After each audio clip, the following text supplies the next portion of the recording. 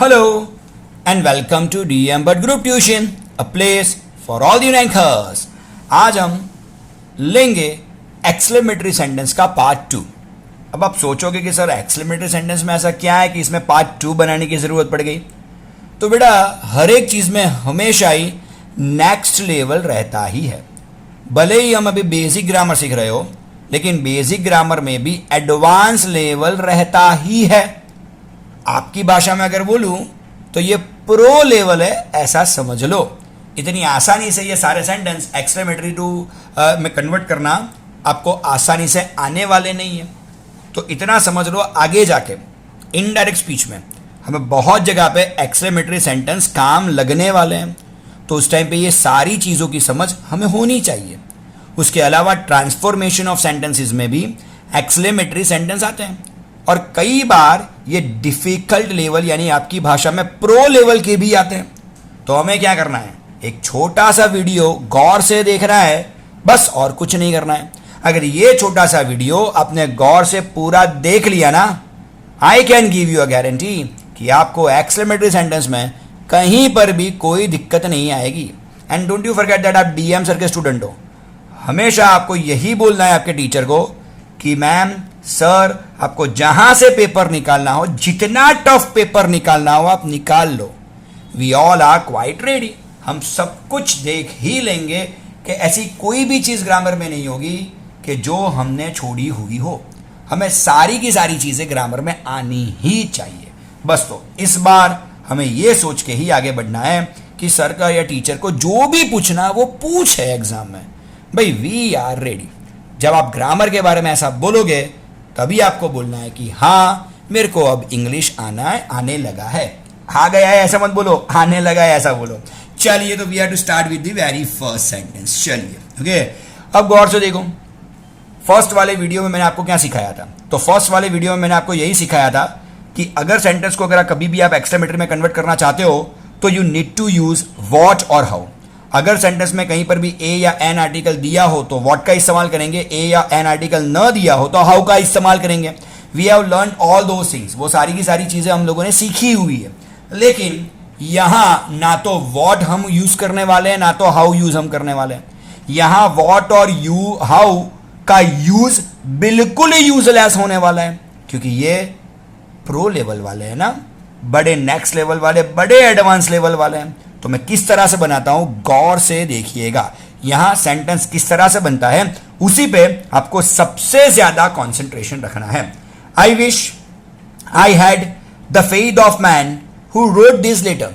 अब देखो बेटा, यहां जितने भी सेंटेंस मैंने लिए हुए हैं ना 10th में से ही लिए हुए हैं, ताकि जब भी आप 10th में आए तो आपको एक भी सेंटेंस में बिल्कुल दिक्कत नहीं आनी चाहिए। हाँ, सारे बच्चे टेंशन में रहेंगे 10th में और आप आसानी से ग्रामर कर पाओगे। चलिए, अब when ever you look at the sentence and when you find I wish into the sentence, आप कौन सा वर्ड देखते हो सेंटेंस में? आई विश वाला वर्ड आपको सेंटेंस में अगर कहीं पे दिख जाता है तो सबसे पहली चीज आई विश। आई विश माने आप ऐसी विश करते कि काश अगर ऐसा होता, यानी कि ऐसा हुआ नहीं है। समझो, आई विश आप कभी भी किसी भी सेंटेंस के आगे बोल लो तो आप ऐसा हो ऐसा चाहते हो, लेकिन ऐसा हुआ बिल्कुल नहीं है। तो ऑब्वियसली सबसे पहले वाला वर्ड मैं कौन सा डालूंगा बेटा? ओ शब्द ले लूंगा। तो सबसे पहले मेरे को सबसे पहले कौन सा वर्ड लेना है भाई? ओ वर्ड मेरे को सबसे पहले लेना है। इंग्लिश में ऐसे वर्ड को इंटरजंक्शन बोलते हैं। अब ओ के बाद कॉमा कर दीजिए। आप बोलोगे कि सर ये सारी चीजें करनी जरूरी है। बेटा जरूरी नहीं है, कंपलसरी है। नहीं करोगे तो मार्क जाएंगे। तो छोटी छोटी चीजें ध्यान रखिएगा। तो सबसे पहले ओ लिख लो। अब जैसे ही आपने ओ ले लिया, आई विश तो सेंटेंस में से निकलेगा ही निकलेगा। अब उसके आगे आपको क्या करना है? तो उसके आगे आपको लेना है डायरेक्ट TO2। और कुछ मत करो, डायरेक्ट क्या ले लो बेटा? TO2 ले लो। चलिए, आ गया TO2। अब यू नो दैट वेल के TO2 के बाद में क्या आएगा? तो यू नो दैट वेल के TO2 के बाद हमेशा ही V1 आता है। तो यहाँ आई तो हम इस्तेमाल नहीं करेंगे। अब बेटा कौन सा वर्ड दिया हुआ है? यहाँ पे हेड वर्ड दिया गया है। तो जो कोई भी अपना हेड है वो हेड का V1 क्या होगा? तो हेड का V1 हो जाएगा HAVE हैव। मालूम पड़ा क्या किया हम लोगों ने, आई विश, तो जो कोई भी अपना आई विश था, आई विश की जगह पे हमने क्या ले लिया, ओ शब्द ले लिया। उसके बाद में हमने क्या ले लिया, टू ले लिया। अब जैसे ही टू लेंगे आई तो निकल जाएगा, क्योंकि टू के बाद हमेशा ही आता है V1, तो ऑब्वियसली आई निकल गया। अब यहां पे मेरे को वर्ड कौन सा दिया हुआ है, HAD हैड दिया है। You must be knowing this के हेड तो अपना क्या है, V2 है, लेकिन टू के बाद तो हमेशा ही V1 आता है। तो मैंने यहां पे और कुछ नया नहीं किया, केवल हेड का मैंने यहां पे क्या किया है, हैव, यानी कि मैंने V2 को V1 में कन्वर्ट कर दिया। तो O to have the faith. अब बाकी का सेंटेंस आप रखोगे बिल्कुल वैसे का वैसा।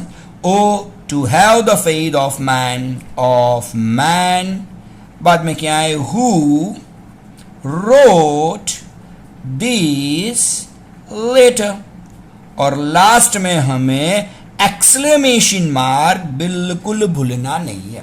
सेंटेंस के शुरुआत में इंटरजेक्शन के तौर पे क्या आएगा, ओ के बाद कॉमा, कंपलसरी चेक करना ही है। उसके बाद TO2 लेना है, TO2 के बाद V1 आता है, तो आई निकल जाएगा, और हेड का हमने क्या कर दिया है बेटा, यहाँ पे हैव कर दिया। तो O to have the faith of man who wrote this letter, exclamation mark. इस तरह से सेंटेंस आई विश वाले एक्सक्लेमेटरी में कन्वर्ट होते हैं।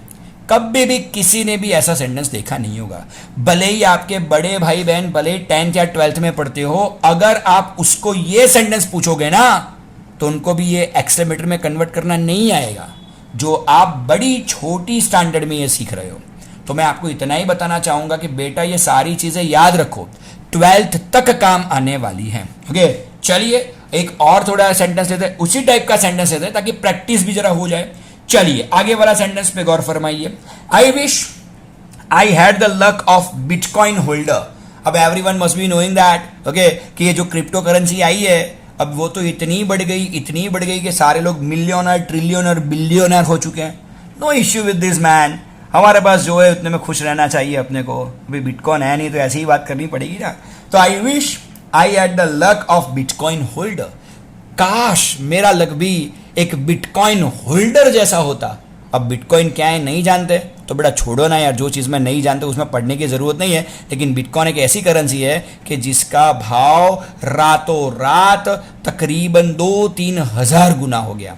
और जिन जिन लोगों के पास बिटकॉइन्स है वो सारे के सारे करोड़पति नहीं हुए भाई, खरबपति, अरबोपति, मिलियनर नहीं हुआ, बिलियनर और ट्रिलियनर हो गए। हमारे पास ऐसा कुछ नहीं है बेटा। नो इश्यू विद दिस यार, नो इश्यू विद दिस, बहुत जितना है बढ़िया ही है। I wish I had the luck of bitcoin holder.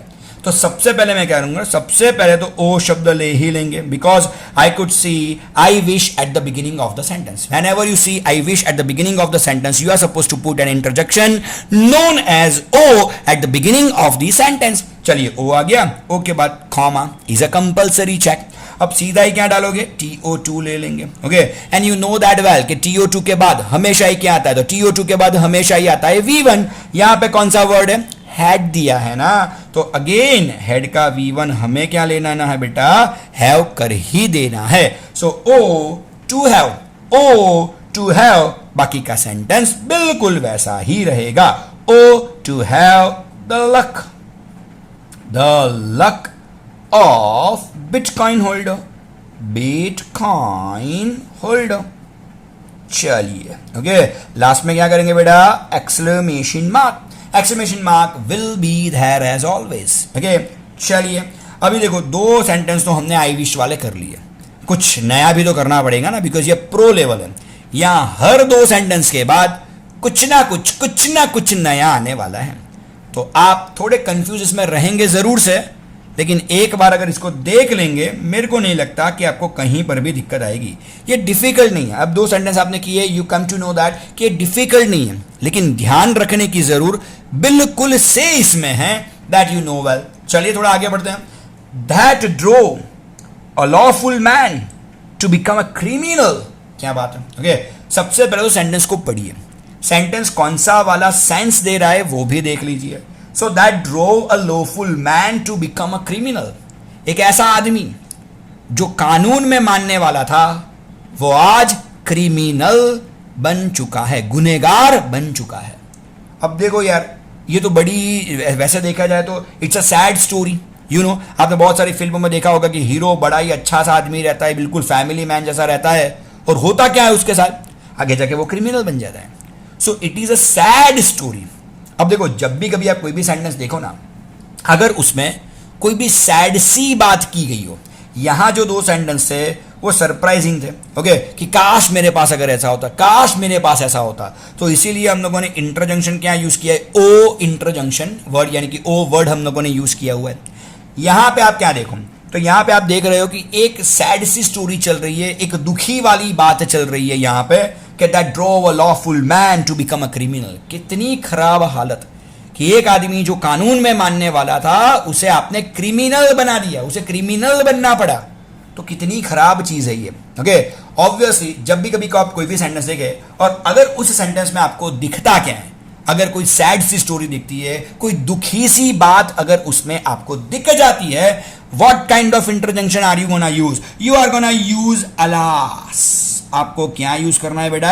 Alas. जिस तरह से ओ सरप्राइज दिखाता है या कुछ हम लोगों ने मिस आउट कर दिया ऐसा कुछ दिखाता है, तो उसी तरह से जो कोई भी अपना ALAS अलास है वो इंटरजेक्शन दिखाता है दुख.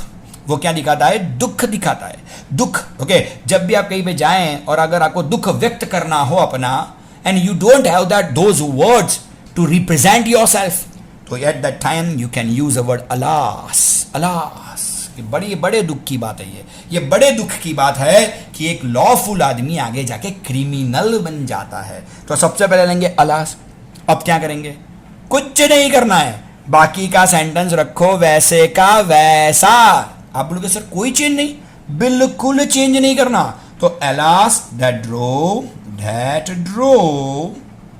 अ lawful man to become one sec criminal. a criminal. चलिए, a criminal. लास्ट में क्या करेंगे? Exclamation mark. यहां पे ए आर्टिकल है, so have that concentration. Okay, alas that draw a lawful man to become a criminal. Exclamation mark. Okay, कुछ नहीं करना. कितना आसान, देख लो कितना आसान है. लेकिन जब तक आप ये सारे सेंटेंस देखोगे नहीं, प्रॉपरली वीडियो को देखोगे नहीं, समझोगे नहीं, अगर एग्जाम में आ गए ना बेटा, तो दिक्कत, प्रॉब्लम, परेशानी में आ जाओगे. ओके, और डीएम से बिल्कुल नहीं चाहते कि उनके स्टूडेंट कहीं पर भी दिक्कत में आए. चलिए, ऐसा ही दूसरा वाला सेंटेंस है, तो देखते हैं इसको किस तरह से बनाते हैं. ओके, चलिए यहां पे देखो. That turn a family man into a man without home. क्या बात है boss? That turn a family man into a man without home. Okay, अब गौर से यहां पे देखो कि हो क्या रहा है, गौर से देखो. ओके, अब देखो यहां पे सेंटेंस का आप थोड़ा बहुत हिंदी कर लो, अगर आप गुजराती जानते हो या अपनी जो कोई भी आपकी मातृभाषा हो उसमें आप उसको कन्वर्ट कीजिए. That turn a family man into a man without a home. एक ऐसा आदमी जो फैमिली मैन था, जो फैमिली का आदमी था, बस आज उसके पास घर नहीं है.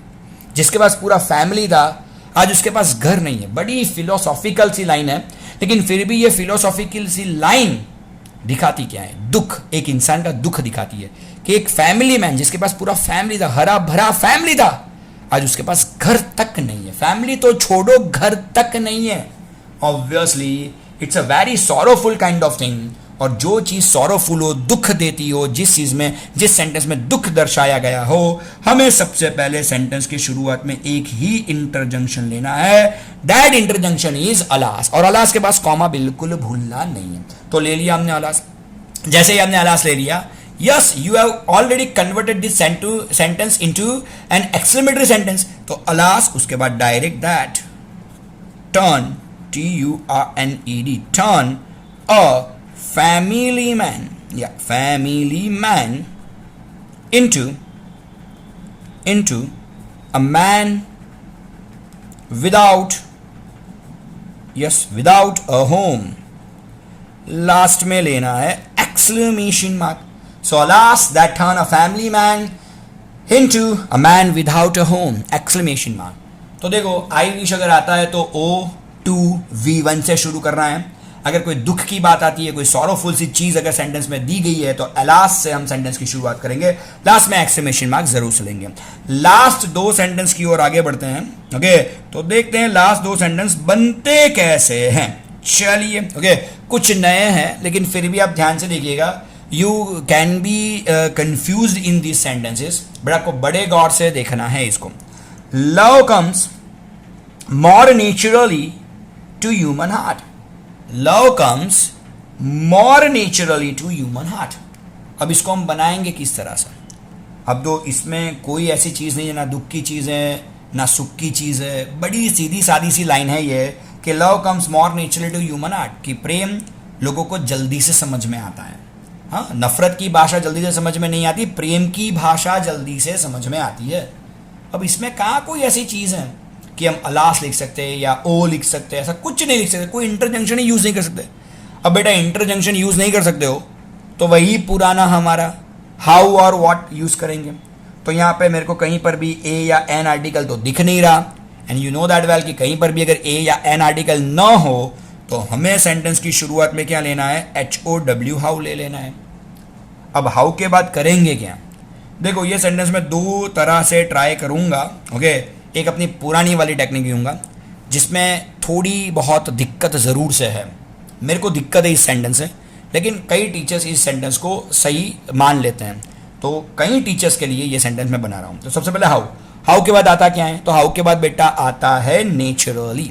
सो हाउ यानी कि एडजेक्टिव, हाउ के बाद आता है एडजेक्टिव, तो आएगा क्या, नेचुरली। सो हाउ नेचुरली,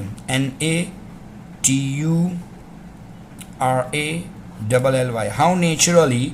उसके बाद में क्या रहता है, सब्जेक्ट और वर्ब। तो सब्जेक्ट कहां से मिलता है, सेंटेंस के शुरुआत में, love. So how naturally love comes और लास्ट में to human heart, to human heart, और लास्ट में कर लो एक्सक्लेमेशन मार्क। अब देखो बहुत सारे टीचर्स इस सेंटेंस को सही मानते हैं, मैं ना नहीं बोलता। ओके, अगर आपके टीचर्स ने भी ये सेंटेंस इस तरह से करवाया या करवाएंगे तो ऐसा सोच लो कि इसे मैं सही मान लेता हूं, सही है नहीं, इतना सही नहीं है, चलिए ऐसा मान लेते हैं ये 90% राइट है, 10% कहीं पे थोड़ा बहुत दिक्कत है इसमें। आप बोलोगे सर क्या दिक्कत है, अच्छा तो चल रहा है, how naturally love comes to human heart. बेटा सही बात है कि आपने हाउ नेचुरली ले लिया, लेकिन ये जो मेरा मोर वर्ड है वो गया कहाँ पे। बहुत सारे टीचर्स ऐसा भी बोलते हैं कि चलो सर इसको टेकन फॉर ग्रांटेड ले सकते हैं, जिस तरह से वेरी, रियली या इंडीड जैसे वर्ड सेंटेंस में से निकल जाते हैं, उसी तरह से यहाँ से नहीं मोर शब्द निकल गया। नहीं यार, ऐसा कर मान सकते हैं, ऐसा मान सकते हैं, होता नहीं है, मान सकते हैं जरूर से। तो चलिए अगर आपके टीचर इस तरह से सेंटेंस बनाते हैं और सही मान लेते हैं तो कोई दिक्कत वाली चीज़ नहीं, वरना मोर को आप गायब नहीं कर सकते सेंटेंस में से। अब यहाँ पे दिक्कत क्या है, मोर भी एडजेक्टिव और नेचुरली भी एडजेक्टिव है, तो इसको किस तरह से बनाएंगे।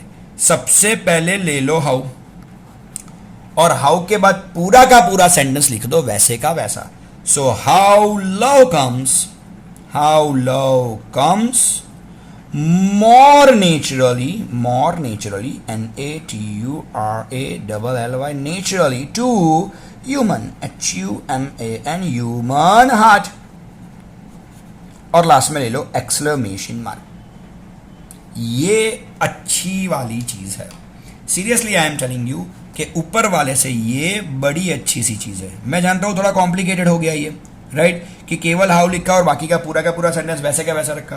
हाँ, मैंने ही आपको की सिखाई है कि हाउ के बाद आता है एडजेक्टिव, लेकिन ऐसे सेंटेंस में नहीं होता ये सारी चीजें, तो ये जानना पड़ेगा, प्रैक्टिस करनी पड़ेगी, ज्यादा सोचना पड़ेगा, तब जाके आएगा। हर बार ये चांस नहीं मिलेगा आपको। यहाँ आपको चांस मिल गया how naturally love comes to human heart और सच हो गया, चलो ये, लेकिन सच सेंटेंस ये बनता है how love comes more naturally to human heart, right. तो कई बार बेटा हो क्या जाता है, तो कई बार बेटा हो ये हो जाता है कि हमको यहां पे तो हाउ वाला चांस मिल गया लेकिन यहां पे नहीं मिला। तो कई सेंटेंस ऐसे होते हैं कि ऐसा चांस नहीं मिलता अपने को, इस तरह से सेंटेंस बनता ही नहीं, क्योंकि वो एडजेक्टिव देते ही नहीं सेंटेंस में। अगर एडजेक्टिव देंगे ही नहीं तो इस तरह से बनाने का कोई पॉसिबिलिटी ही नहीं है। तो ध्यान से देखना, गौर से देखना, ऐसा सेंटेंस नीचे वाला है, the sight of the food maddened him. यहां पे क्या लिखा हुआ है, the sight of the food maddened him, तो गौर से देखो, the sight of the food यहाँ पे सब्जेक्ट है, मैडन यहां पे वर्ब है, एडजेक्टिव नहीं है। बहुत सारे बच्चे मैडन को एडजेक्टिव समझ लेते हैं, नहीं है एडजेक्टिव बेटा। और हिम तो एडजेक्टिव बिल्कुल नहीं है, दैट इज एन ऑब्जेक्ट। तो यहां सब्जेक्ट वर्ब और ऑब्जेक्ट, सेंटेंस इज SVO, जो सबसे पहले 5वीं स्टैंडर्ड में या तीसरी या चौथी स्टैंडर्ड में हम लोग सीखे थे। SVO, the sight of the food is a subject, मैडन is a verb, him is an object. तो ये सेंटेंस तो SVO है। यानी यहां पे हमको कहीं पर भी क्या नहीं मिलता, यहां पे सेंटेंस में हमें कहीं पर भी एडजेक्टिव दिखाई ही नहीं दे रहा। तो करेंगे क्या? अगर एडजेक्टिव नहीं है तो कोई दिक्कत वाली चीज नहीं है, हमें और कुछ नहीं करना। हाउ या व्हाट सेंटेंस के शुरुआत में लिखना है, बाकी का सेंटेंस हम रखेंगे वैसे का वैसा, no change in that, right. तो यहां पे देखो, the sight of the food maddened him, तो यहां पे मेरे को कहीं पर भी ए या एन आर्टिकल नहीं दिखते। ए या एन आर्टिकल नहीं है तो मैं व्हाट यूज नहीं करूंगा, उसकी जगह पे मैं क्या इस्तेमाल करूंगा? हाउ। तो सबसे पहले तो सेंटेंस की शुरुआत में मैंने हाउ ले ही लिया, ओके राइट। तो सबसे पहले आ गया हाउ। हाउ के बाद पूरा का पूरा सेंटेंस मैं रखूंगा वैसा के वैसा, एडजेक्टिव है ही नहीं भाई। तो एडजेक्टिव नहीं है तो एडजेक्टिव वाला पोर्शन निकाल दो, सीधा सब्जेक्ट और वर्ब ले लो ना। तो हाउ आएगा the sight of the food मैडन, right, मैडन्ड him, और लास्ट में ले लो एक्सक्लेमेशन मार्क। किस्सा खत्म, कहानी खत्म। तो इस तरह के सेंटेंसेस भी आपको कहीं पर देखे जा सकते हैं। तो मैं इतना ही बताऊंगा, ये प्रो लेवल था, एडवांस लेवल था एक्सक्लेमेटरी सेंटेंस का। तो आपने वीडियो पूरा ध्यान से देखा होगा। आई होप आपको सारी चीजें पता चल चुकी होंगी। सो प्रैक्टिस मोर, जितनी ज्यादा प्रैक्टिस करोगे ऐसे सेंटेंस इतने ज्यादा आपको आएंगे। चलिए, here DM sir is signing off. Thank you, bye.